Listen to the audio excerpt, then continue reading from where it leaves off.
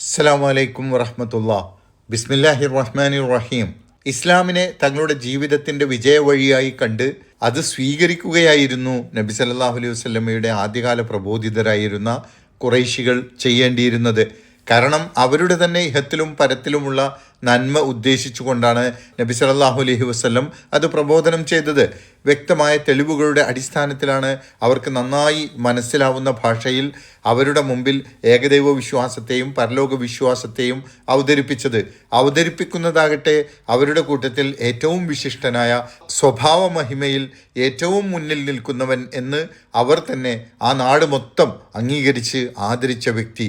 അസത്യം പറയുകയില്ല എന്ന് അവർക്ക് അങ്ങേയറ്റം ഉറപ്പുള്ള ഒരാൾ അവർക്ക് അങ്ങേയറ്റം ഗുണകരമായ കാര്യം പറയുമ്പോൾ അതിനെ അവർ തള്ളിക്കളയുകയും അതിനെ തള്ളിക്കളയാൻ അള്ളാഹുവിൻ്റെ പേരിൽ നുണകൾ കെട്ടിച്ചമയ്ക്കുകയും ചെയ്യുന്നത് കാണുമ്പോൾ നബി സല്ലല്ലാഹു അലൈഹി വസല്ലമയ്ക്ക് അങ്ങേയറ്റത്തെ പ്രയാസമുണ്ടായി. ആ മനുഷ്യർ അള്ളാഹുവിൻ്റെ ശിക്ഷയ്ക്ക് വിധേയമാവുമല്ലോ എന്നോർത്ത് കാരുണ്യവാനായിരുന്ന പ്രവാചകന് വലിയ മനോവിഷമമുണ്ടായി. മാത്രമല്ല, തന്നെ ഏൽപ്പിച്ചിട്ടുള്ള ദൗത്യം ഇങ്ങനെയാണെങ്കിൽ അത് താൻ ഭംഗിയായി നിർവഹിച്ചില്ല എന്ന് വരുമോ എന്ന കാര്യത്തെക്കുറിച്ച് ആലോചനയും നബി സല്ലല്ലാഹു അലൈഹി വസല്ലമയെ ദുഃഖത്തിലാഴ്ത്തി.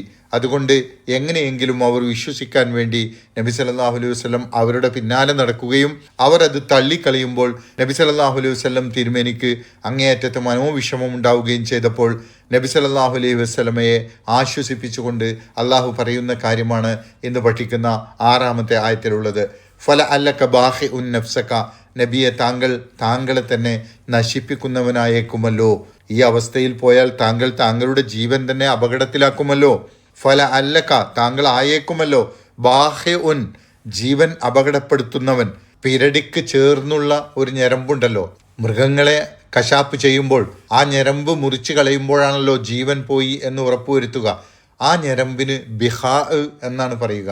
അതിൽ നിന്നാണ് ബാഹ്, ജീവൻ നഷ്ടപ്പെടുത്തുന്നവൻ എന്ന വാക്ക് വന്നത്.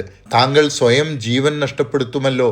അല ആസാരിഹിം, അവരുടെ പിന്നാലെ നടന്ന് അവരുടെ പുറകെ പോയി എങ്ങനെയെങ്കിലും അവരെ ഇസ്ലാമിലേക്ക് കൊണ്ടുവരാനുള്ള ശ്രമത്തിൽ താങ്കൾ അതിരുകടക്കുകയും അത് വിജയം കാണാതെ വരുമ്പോൾ താങ്കൾ അങ്ങേയറ്റം മനോവിഷമത്തിലകപ്പെട്ട് സ്വന്തം ജീവൻ അപകടത്തിലാക്കുന്നത് എന്തിന്? ഇല്ലം യുഅ്മിനു, അവർ വിശ്വസിക്കുന്നില്ലെങ്കിൽ, ബിഹാദൽ ഹദീസി, ഈ വർത്തമാനത്തിൽ, ഈ ഖുർആനിൽ, ഈ ദിവ്യ സന്ദേശത്തിൽ അവർ വിശ്വസിക്കാത്തതിൻ്റെ പേരിൽ അസഫൻ, ദുഃഖിതനായിക്കൊണ്ട് ഇവരൊന്നും ഈ നല്ല മാർഗത്തിലേക്ക് വരാത്തത് എന്ത് എന്ന് ആലോചിച്ച് ദുഃഖഭാരത്താൽ താങ്കൾ സ്വന്തം ജീവന് ആപത്ത് വരുത്തുന്ന അവസ്ഥയിലാണല്ലോ. യഥാർത്ഥത്തിൽ അതിൻ്റെ ആവശ്യമില്ല. താങ്കളെ ഏൽപ്പിച്ചിട്ടുള്ള ദൗത്യം ഈ സന്ദേശം കൃത്യമായി അവരിലേക്ക് എത്തിക്കുക എന്നത് മാത്രമാണ്. അതോടുകൂടി താങ്കളുടെ ഉത്തരവാദിത്വം അവസാനിച്ചു. അവരെ നിർബന്ധിച്ച് ഇസ്ലാമിലേക്ക് പിടിച്ചു കൊണ്ടുവരിക എന്നത് താങ്കളുടെ ജോലിയല്ല. കാരണം അള്ളാഹു ഉദ്ദേശിച്ചെങ്കിലേ അവർക്ക് ഹിദായത്ത് കിട്ടുകയുള്ളൂ. അതിന് ആരും നിർബന്ധിച്ചിട്ട് കാര്യമില്ല. ജനങ്ങൾ എങ്ങനെയെങ്കിലും സത്യവിശ്വാസികളാവണമെന്ന് നബി സല്ലല്ലാഹു അലൈഹി വസല്ലം ആഗ്രഹിച്ചത് എന്തുകൊണ്ടാണ്? തൻ്റെ നാട്ടുകാരും സ്വന്തക്കാരും അധർമ്മത്തിൽ ജീവിച്ച് മരിച്ചാൽ അവർ നരകാവകാശികളാവുമല്ലോ എന്നതിലുള്ള ദുഃഖം. ഇവർ വിശ്വസിച്ചിട്ടില്ലെങ്കിൽ തൻ്റെ ദൗത്യത്തിൻ്റെ, തൻ്റെ പ്രവർത്തനത്തിൻ്റെ വീഴ്ചയാവുകയില്ലേ അതെന്നോർത്തുകൊണ്ടുള്ള ദുഃഖം. താൻ എത്ര പ്രവർത്തിച്ചിട്ടും ഫലം കാണുന്നില്ലല്ലോ എന്ന വിചാരം. ജനങ്ങളിൽ സത്യബോധവും ധർമ്മനിഷ്ഠയും ഉണ്ടായിക്കാണുക എന്നത് നബി സല്ലല്ലാഹു അലൈഹി വസല്ലമയുടെ അതിയായ ആഗ്രഹമായിരുന്നു. ഈ കാര്യങ്ങളാണ് ഇതിൽ നിന്ന് മനസ്സിലാവുക. അതോടൊപ്പം ആളുകൾ സത്യനിഷേധത്തിൽ ഉറച്ചു നിൽക്കുന്നതിന് പ്രവാചകന്മാർ ഉത്തരവാദികളാവുകയില്ല എന്നും ഇതിലൂടെ മനസ്സിലാക്കാം. തുടർന്നു വരുന്ന 2 ആയത്തുകളിൽ ഭൂമിയിലുള്ളതൊക്കെയും മനുഷ്യന് പരീക്ഷണമായി കൊണ്ട് സൃഷ്ടിക്കപ്പെട്ടതാണെന്ന് സൂചിപ്പിക്കുകയാണ്. ഇൻഷാ അല്ലാഹ് അത് നാളെ പഠിക്കാം. അതിനുശേഷം അസ്ഹാബുൽ കഹ്ഫിൻ്റെ കഥ ആരംഭിക്കുന്നതാണ്. അല്ലാഹു സുബ്ഹാനഹു വ തആല നമ്മെ അനുഗ്രഹിക്കുമാറാകട്ടെ. അസ്സലാമു അലൈക്കും വറഹ്മത്തുള്ളാഹി വബറകാതുഹു.